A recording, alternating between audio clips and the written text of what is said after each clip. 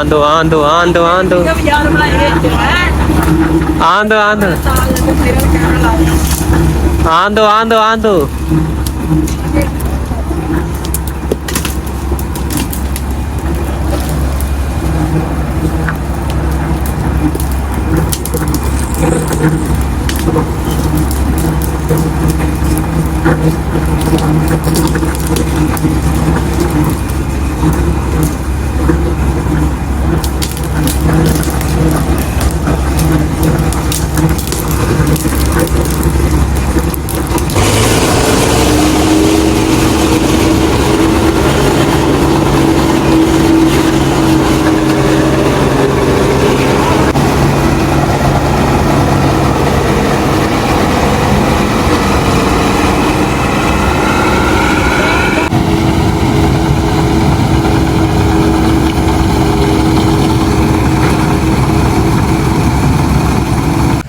अस्सलाम वालेकुम दोस्तों की हाल है। उम्मीद करना सारे वधिया होंगे। तो अज का नवा तो मज़ेदार व्लॉग स्टार्ट करने। उम्मीद करना सारे वधिया होंगे।